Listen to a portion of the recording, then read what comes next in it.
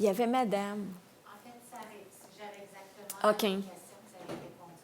Et puis aussi, je vous rappelle, vous avez dû le voir passer, dans la modification de 2018, la loi sur les normes a changé son délai pour déposer la plainte à la commission, qui est passé de 90 jours à 2 ans. Non, je ne dirai pas si je trouve ça correct ou si je trouve ça trop long, je ne le dirai pas. Mais ça veut dire que si un salarié utilise le processus à l'interne et qui est insatisfait, le délai à la commission des normes est suffisamment long pour être capable d'y aller. Et le délai en vertu de la charte, qui est c'est pour ça qu'on a mis 2 ans aux normes, parce que c'est 2 ans dans la charte. Alors, tu sais, ça ne ferme pas les portes nulle part. Puis ça, c'est heureux. Exactement. Oui?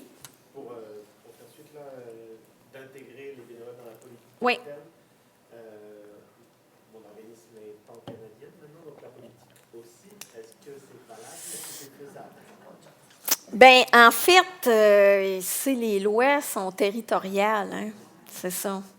Alors, je ne sais pas si vous pourriez dire, bien, on fait la politique pour la portion de salariés de bénévoles du Québec, mais il y a quand même, il n'y a rien dans le Code canadien du travail, mais la Charte canadienne, elle a les mêmes clauses anti-discrimination.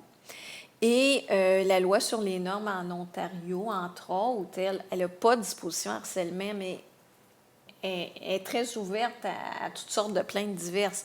Alors, je pense que ça ferait avancer l'ensemble de votre organisme d'en décider une ou d'en voter une pan-canadienne, mais là, ça serait à vous de les convaincre. Mais sinon, c'est une application locale, c'est-à-dire qu'il y a vraiment votre unité québécoise qui est tenue. Bon, évidemment, on a vu le code criminel. Et évidemment, donc, ça reste ça aussi, c'est une possibilité. Heureusement, je n'ai trouvé aucun exemple, à mon grand bonheur, de bénévoles. Non, bien sinon, on se comprend, là, c'est des situations qui sont excessivement tristounettes. Oui, allez-y, Nicolas. C'est vous mon patron? Non, non, pas du tout. Oui, j'insiste. On n'a pas de contrat de rémunération. Non, mais c'est un bon élève, c'est ça que j'aime de Nicolas. Non, on a une intention claire, toutes les deux. Il n'y a pas de problème. On est sur du bénévolat avec grand plaisir. Mais est-ce que ces obligations, ces absences d'obligations peuvent créer des situations embêtantes et du point de vue, alors je pense aux gestionnaires de bénévoles, mais peut-être qu'on pourrait aussi regarder du point de vue des bénévoles. Et je vais déjà vous poser la dernière question parce qu'on avance un peu dans le temps. Et aussi, est-ce qu'il y a quelques questions qu'on peut se poser à soi-même ou des actions qu'on peut prendre de manière préventive pour éviter ces situations embêtantes finalement avec des bénévoles? Premièrement, donc, est-ce qu'il y a des situations embêtantes? La réponse, c'est oui. Madame, tantôt, pouvez-vous me rappeler votre prénom? Maryse. Bon, Madame Maryse, elle nous a donné un exemple qui doit être quasi quotidien ou quasi hebdomadaire. Donc, c'est vraiment toujours cette espèce d'équilibre-là entre les salariés ou les travailleurs dans le même milieu où il y a des bénévoles. Moi, je vais faire un commentaire excessivement racoleur, mais qui ne se veut pas racoleur du tout. Heureusement qu'il y a les responsables de bénévoles. Moi, je salue ceux et celles qui ont pensé à ça il y a je ne sais pas combien d'années ou de décennies. Et ça permet que vous soyez, Madame Maryse et les autres, un lien que moi, je regarde de ma vision d'avocate en droit du travail absolument indispensable pour conserver la sérénité, permettre que tout le monde vienne intervenir dans ces milieux-là où il y a de grands besoins. Fait que, heureusement, donc, oui, il y a des situations embêtantes, mais au moins, il y a des mécanismes. Le mécanisme de responsable des bénévoles, je vous en supplie, conservez-le. Rajouter sur la politique en matière de harcèlement, je vous remercie infiniment d'avoir posé la question parce que je voulais vous en parler. Donc ça reste un élément qui est nécessaire, en tout cas qui est utile, que vous pourriez utiliser pour une politique à l'interne. Puis évidemment, le conseil le plus précieux, c'est soyez clair. Quand vous affichez une ouverture de bénévoles, il faut que ça s'appelle une ouverture de prestation de bénévoles. Quand on ouvre un emploi rémunéré, ça s'appelle un emploi rémunéré. Et ce qui est aussi très important, c'est de refaire les clarifications quand la situation change. Tu sais, en début d'atelier, on mettait sur la table la situation de Colline et de Nicolas, mais c'est très important et c'est là qu'il y a des situations les plus embêtantes qui se développent. C'est que souvent, on va avoir mis, heureusement, une situation claire au départ et les événements, 1000 raisons, vont faire que la perception peut changer. Soyez vigilants et attentifs à ça. Est-ce que l'arrivée de ma subvention est-ce que Colline pourrait penser que la subvention que je viens de recevoir, qui n'est pas sur le projet qu'elle fait, est-ce qu'elle pourrait penser que, si je me pose la question, je vais aller clarifier avec elle. Donc, c'est aussi d'être en alerte sur les situations. Tantôt, Mme Marie nous l'a bien décrit, là. Elle se fait demander par la direction de mettre une bénévole avec son purel à la réception, puis évidemment, le représentant syndical arrive. Fait que là, Maryse est devant ces deux-là, le plus clair possible. Puis avec l'acceptation du risque qui va avec. Mais quand on a la petite voix dans nous autres, là, qui dit « Ah!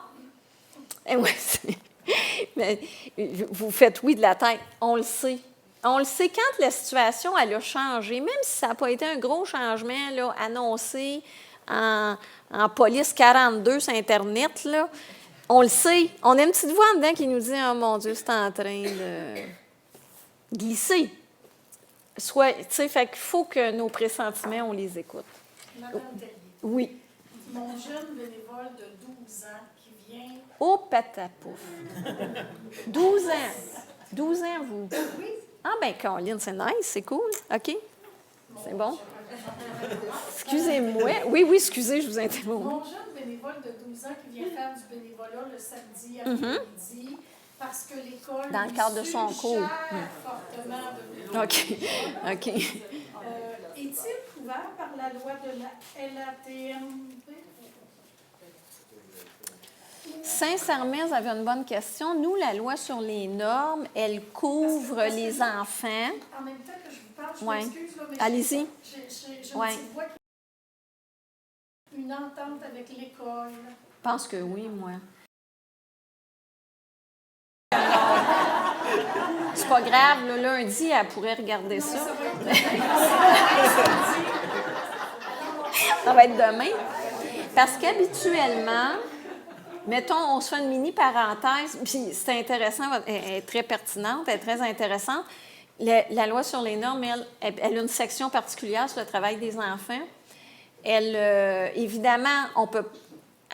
C'est pas parce qu'il ne faut pas avoir 18 ans pour travailler, là, ça va, mais la loi, elle est évidemment très contraignante pour entre 14 et 18 et très, très contraignante à moins de 14 ans. Je n'ai pas vu de telles exigences dans la loi sur l'accident de travail et maladie professionnelle, ce qui me ferait vous dire, mais je vais le revérifier puis je passerai la réponse par Nicolas. Mais ce qui me ferait dire que oui, il y a une couverture. Par ailleurs, quand d'habitude, dans ces contrats-là avec l'école, l'établissement d'enseignement demeure celui qui fait la couverture d'assurance et de toutes sortes d'affaires, tu sais. Fait que c'est pour ça, votre question à savoir si vous avez signé un petit quelque chose a été intéressante. Mais c'est ça. Donc, habituellement, quand c'est dans le cadre d'un établissement scolaire, l'établissement scolaire, parce qu'en premier lieu, ça demeure un étudiant de l'établissement scolaire à qui on offre une activité de bénévolat, habituellement, c'est l'école qui demeure responsable de tout. Et est-ce qu'il me faut la signature parentale? Peut-être que je déborde. Non, exactement. C'est dans le document de l'école, c'est dans le cadre des activités de l'école. Moi, je vous dirais que non. Des choses à vérifier. Oui. Est-ce qu'il y avait une autre main là-dessus? Oui? Juste une clarification. Je pense que je connais la réponse, mais donc, s'il y a un bénévole, comme par exemple, il y a un bénévole vous parliez de votre bénévole qui s'est blessé au bras en venant faire son bénévolat. Oui. Et après, la personne ne peut pas travailler Oui. à cause de quelque chose qui s'est passé lors de son activité bénévole. Elle doit arrêter potentiellement de travailler à son emploi régulier. Est-ce qu'au niveau de L'indemnité? Ouais. En fait, il faudra vérifier 2 éléments. Premièrement, est-ce que cette personne-là, dans son milieu de travail, elle a une couverture d'assurance collective? Parce que si elle a une couverture d'assurance collective, c'est évident que ce sera plus avantageux que la LATMP, parce que la LATMP, en processus, en situation de bénévolat, c'est le salaire minimum. Alors, sa réclamation en tant que bénévole, ce serait une indemnité, mais en autant que la CNESST va y verser s'il n'y a pas des assurances collectives qui y versent plus. Puis, ça, évidemment, il ne pourra pas additionner les deux. On s'en doutait, là, mais... D'autres questions? S'il n'y a pas d'autres questions, je pense que ça conclut la partie Oui, magistrale de cet J'aime atelier. ça comment il dit ça, c'est vrai. Je vous invite, avant que vous vous leviez pour aller profiter du café, etc., à regarder l'arrière de cette petite page-là, OK? Ce petit feuillet-là. Vous avez le cas musical, hein, parce que vous allez travailler quand même, hein, on est des professeurs exigeants. Donc, je vous invite déjà à y réfléchir. Enfin, je vous invite à 2 choses. Pendant la pause, vous allez déjà réfléchir à si vous avez d'autres questions auxquelles on pourra revenir peut-être avant de commencer cette activité-là. Mais par contre, si vous avez des cas, et je vois que vous en avez beaucoup, déjà dans vos questions, c'était beaucoup mais moi j'ai cette situation-là dans mon milieu, j'ai tel problème dans mon milieu. Ce qu'on va faire quand on va revenir, enfin réfléchissez-y, parce que quand on va revenir de la pause, je vais vous demander de vous mettre en petit groupe, hein, et de rédiger dans cet espace-là une petite histoire qui présente votre cas. Okay? Vous allez, et si vous êtes 3 dans votre équipe, vous allez rédiger un cas à 3. Là.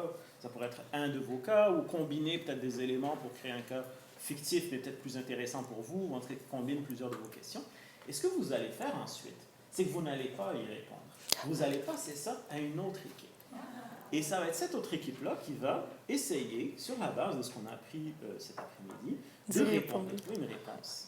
Et ensuite, on va faire un retour ensemble et on va essayer de voir si vous avez bien compris et si vous avez votre diplôme à la fin de la journée.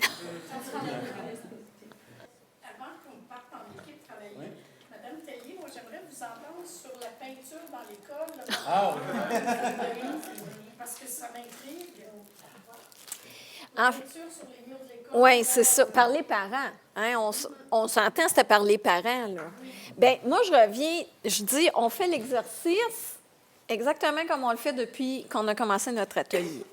Alors, qui est-ce qui est en cause? On est dans un établissement d'enseignement. C'était au primaire, je crois me souvenir. Puis c'est les parents. Moi, à date, là, je n'ai pas de lumière rouge qui s'allume pour me dire qu'il y a des salariés là-dedans. C'est sûr que vous allez me dire, oui, mais le concierge.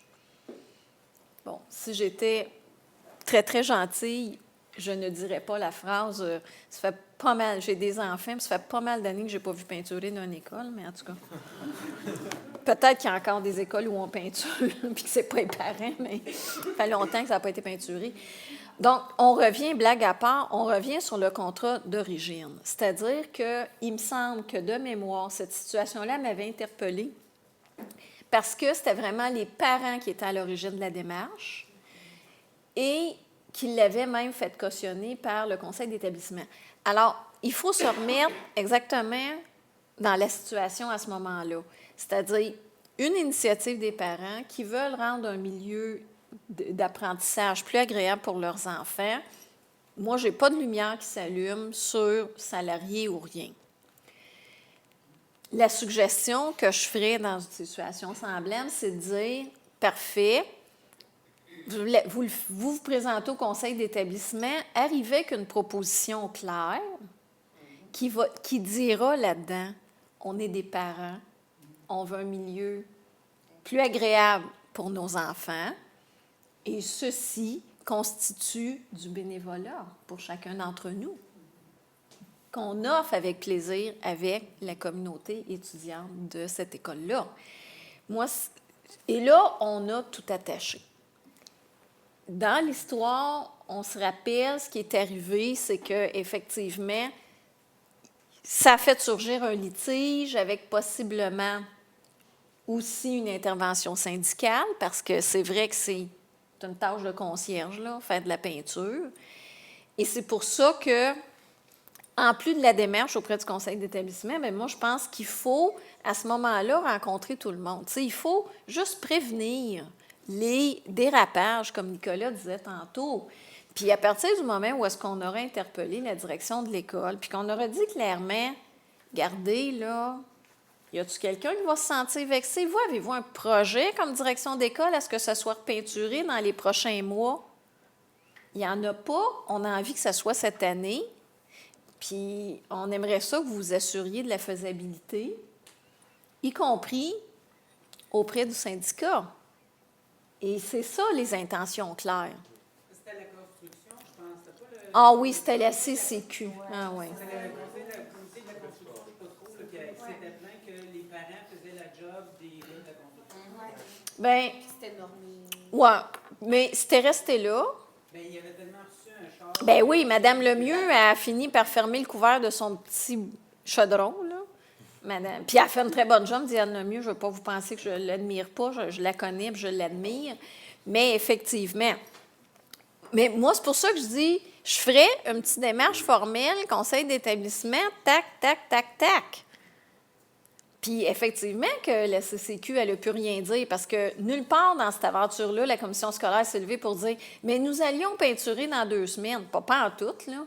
Je veux dire, ils n'ont pas d'argent pour rien. Ils n'ont même pas d'argent pour faire des classes. Ils ne peinturent pas. Fait que, tu sais, moi, je veux bien qu'on crie, mais qu'on crie avec raison, pas qu'on crie quand on n'a pas raison. Fait que, heureusement, ça s'est recalmé. Vous avez raison, c'était à CCQ. Mais la CCQ avait fini par dire c'est nous autres qu'on en a. Il Ouais. avait fini par se Ouais. racheter en Ouais. disant ben, les plafonds sont hauts, ça peut être pas Dangereux. sécuritaire. Ah ouais, oui, ouais, c'est ça. Fin, ouais, c'est ça. Bien, il était fin, mais il n'y avait pas les ambitions de leurs moyens. Fait que c'est bien beau de crier au loup, mais elle n'aurait jamais été peinturée, cette école-là. Alors, moi, tu sais, juste formaliser la démarche, puis la faire avec une petite proposition au conseil d'établissement, puis de dire, regardez, là, on fait ça parce qu'on est des parents, on le fait à titre bénévole, puis on veut rendre un plus bel environnement à nos enfants. Point.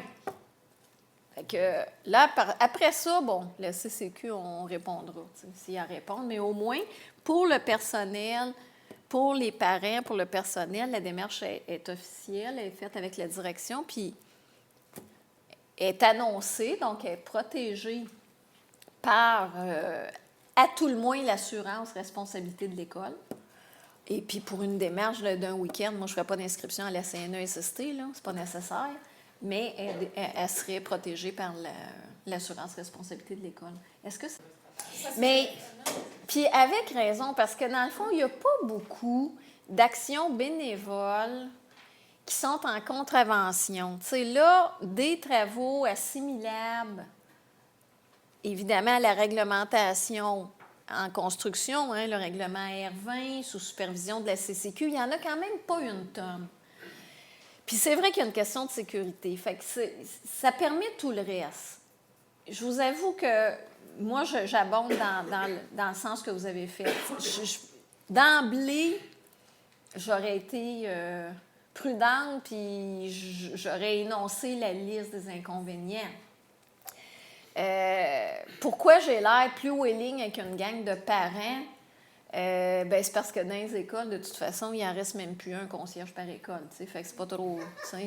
Pour vrai, là, on le sait, c'est vraiment, malheureusement, un ministère qui a de la misère. Il y a beaucoup de demandes, puis il n'y a pas beaucoup d'argent. Mais il faut faire attention à ces actions-là qui sont une tâche qui est non pas une tâche de salarié ordinaire, mais qui est une tâche réglementée par un règlement comme R20. Ça ne fait pas beaucoup d'actions qu'on ne peut pas faire avec les bénévoles, mais celles-là, elles sont plus problématiques. Puis il y a une grosse question de sécurité autour, parce que c'est tout, il faut des échafauds, puis tu sais, je veux dire, on n'a pas tout ça dans notre cabanon, là. Parce que ça paraît toujours bien, le bénévolat Oui. de groupe, Oui. autant pour la compagnie que Oui. qui ont pris des belles photos Oui. dans leur journal à l'intérieur. Parfait, parfait. Que moi qui montrais une ouverture Oui. à amener de la nouveauté dans la façon Exact. de préparer. Mais en même temps, moi, je fais, oh, c'est du monde que moi, je ne connais pas, que je n'ai pas filtré. Pas d'antécédents judiciaires passés au fil, pas... Hein, c'est tout ça, là. Et que là, je... Exactement. C'est une responsabilité importante que vous avez, puis vous faites bien de décortiquer les demandes. Tu sais, c'est ça, dans le fond, qu'on retient. Puis particulièrement les quelques demandes qui pourraient être reliées, comme par exemple de dire, oui, mais est-ce que vous avez des bénévoles, Madame Maryse, pour venir arranger les lumières de Noël dehors, ils n'ont pas l'air à fonctionner, genre qu'il y aurait un petit peu de connaissance en électricité? Non. Non, parce que ça, premièrement, c'est réglementé, ça aussi par les CCQ, puis ça, c'est trop dangereux, parce que si c'est mal fait, votre assurance, elle ne couvrira pas. Donc, tu sais, vous avez tous ces bémols-là à faire. Puis évidemment, les antécédents, hein, on n'en a pas parlé, mais ça, vous avez ce petit épée-là au-dessus de la tête depuis des années, hein, avec malheureusement des événements malheureux qui se sont passés. Mais ça, vous avez cette obligation-là toujours à vérifier. Oui? Vous parlez là, de ne pas envoyer des bénévoles pour des tâches d'électricité. Ouais. Jusqu'où ça va? Parce que si au niveau, par exemple, des transports de charges lourdes, Ouais. comme des trucs vraiment lourds à Ouais. transporter, est-ce que c'est le genre d'endroit que je ne devrais pas... Par Ouais. exemple, même si c'est des organismes à but non lucratif Ouais. là, qui me demandent Ouais. du déplacement de grosses choses, là, par exemple des gros meubles. Ou, Oui, des congélateurs. ouais, des trucs vraiment lourds comme ça, puis qui me demandaient des bénévoles comme ça, est-ce que... Moi, j'aurais une petite lumière. Ben, Parce que c'est l'équipement. oui, mais C'est l'équipement, là. Parce que, bon, là, malheureusement, moi, j'ai été 22 ans à CNESST, là. C'est ça. Là, moi, je dirais, est-ce que vous avez donné toutes les mesures de sécurité? Est-ce que vous avez donné... Parce que ça va être ça, là, si un de vos bénévoles... Mettons, vous avez... Puis je suis certaine que vous faites bien le travail, vous avez inscrit vos bénévoles à la CNESST. Mais qu'est-ce qu'a fait la CNESST quand elle reçoit une demande d'indemnisation? Elle fait enquête. Si c'est Joanne qui déplace des congélateurs, là, elle ne sera pas impressionnée, hein? Parce que, est-ce que j'ai l'équipement, est-ce que j'ai la stature, est-ce que j'ai la formation? J'ai rien de ça, là. j'enverrai pas Joanne faire Non, non, je comprends. J'ai donné un exemple exagéré, mais je veux dire, vous allez être tenu de répondre à des questions de base. Formation, équipement, surveillance. Fait que quand, vous voyez, même en la posant votre question, on le voit, ils avaient une petite lumière qui vous achalait. Prudence. Prudence, parce que même si on les a inscrits à la CNESST, il ne faut pas les mettre dans des situations, parce que quand on inscrit nos bénévoles, bien, comme centre d'action bénévole, on devient l'employeur qui inscrit, puis l'employeur qui inscrit dans la loi, il est responsable de la sécurité du lieu où il fait agir ses bénévoles, parce que c'est lui le seul qui peut modifier cet environnement-là. Et puis là, on ne se pose pas la question si c'est un employeur, c'est pas un employeur, là. Zéro open bar. Est-ce que c'était un environnement sécuritaire? Fait que quand on dépasse des charges normales, bien ça, c'est comme quand on décide d'aller jouer dans l'électricité. C'est ça. Fait que mais tu sais, en même temps, je ne veux pas vous dire partez sa paranoïa demain matin, là, parce que c'est trop important. Le bénévolat, c'est trop utile, c'est trop ressourçant pour ceux qui le donnent, c'est trop nécessaire pour ceux qui le reçoivent. Puis avec tous les magiciens, magiciennes responsables, c'est super. Mais c'est ça, je ne veux pas qu'on parte en paranoïa, je veux juste qu'on s'allume des petites lumières de gros bon sens. Mais je trouve que c'est gros des congélateurs. Oui, même s'il est vide. La même chose pour des travaux de menuiserie aussi. Mais pas pour faire des maisons, mais mettons pour des événements ou des trucs. Je pense notamment à il y a des affaires de maison hantée, puis de Ouais. Halloween récemment, là, souvent, c'est des gens qui sont là, puis qui sont là depuis longtemps, qui le font, mais des fois, on a besoin d'aide, puis là, on voudrait faire venir des bénévoles, d'en monter dans des structures, puis des trucs comme C'est ça. C'est ça. C'est toujours un peu Ouais. particulier, même s'il y a un encadrement, la personne Ouais. qui est là, ils sont tout le temps en Ouais. train de regarder, tu sais, Non. pas un pour Puis un. ça, là, notre gros bon sens, là, c'est un excellent décodeur. Fions-nous à notre gros bon sens, fions-nous à nos intuitions. Puis quand ça nous chicote, là, ça nous titille, puis ça nous gratouille, là, dites-vous, hop, pensez à Mme Maryse, puis dites-vous, ouais, là, ma gang de bénévoles avec mes sapins, tu sais, c'était une bonne idée, mais tu sais, il faut y repasser 2 fois, puis me peinturer. Tu sais, c'est vrai, pour vrai. Fait que notre gros bon sens, mais c'est ça. Puis c'est pas pour est-ce que je fais la job d'un gars qui est inscrit à SCCQ. On n'est même pas là. On est sur la sécurité, santé-sécurité pour nos bénévoles. On leur doit au moins ça. Il y avait une main. Est-ce que, mettons, dans la situation de la maison hantée, Oui. est-ce que le groupe ou l'organisme pourrait faire signer que vous acceptez les risques du métier ou que ça ne sera pas Ça vaut rien. Dans des conditions excessives, ça vaut rien. Dans du travail de tous les jours, il n'y a pas de problème. Mais dans des conditions de je signe puis on me fait déménager un congélateur, ça vaut rien. Parce que ce qu'il faut que je signe pour que ça vale quelque chose, c'est qu'il faut que je signe que je vais déménager des congélateurs qui pèsent à peu près tel poids et que l'équipement sera le suivant. Si ça me fait un package que je suis capable de juger correct, puis forcé là, que je n'ai pas suivi mon cours en charge, moi, à CCQ, là.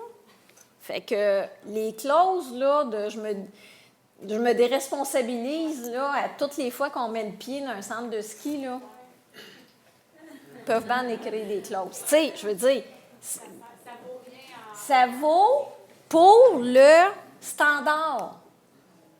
Si je m'en vais faire du ski puis que je me casse une jambe, ça fait partie d'aller faire du ski. Mais si je vais faire du ski puis que le téléphérique qui pète, ça ne fait pas partie du jour fait du ski. Ça, je m'excuse, là. Non. Non. Non. Fait que ces clauses-là, elles sont bonnes. Elles sont bonnes pour le standard. On pourrait en mettre dans toutes nos maisons. Tu sais, moi, je pourrais dire, regarde, j'en mets une clause, puis mais je laisse descendre les enfants en glissant sur la rampe d'escalier. Non. Ça ne marche pas. Fait que le standard, vivre ce qu'on a à vivre normalement comme citoyen dans un truc d'Halloween ou dans n'importe quelle activité normale, on peut bien annoncer une déresponsabilisation pour faire signer tout le monde. Mais dès qu'on ne rencontre pas le standard, si on fait une maison hantée qui est mal éclairée puis qu'il y a des trous gros de même dans le plancher puis qu'on tombe, moi, je voudrais bien qu'il y ait une clause qui m'empêche de procéder. Ça irait pas bien. Mais c'est ça. Fait que dès que ça sort du normal, fait qu'on ne peut pas se protéger contre ces clauses-là. Il faut vraiment se dire, moi je dis toujours, là, puis c'est pas mon domaine de pratique, santé, sécurité, je l'ai développé en faisant du droit du travail, mais c'est pas mon domaine peu de pratique.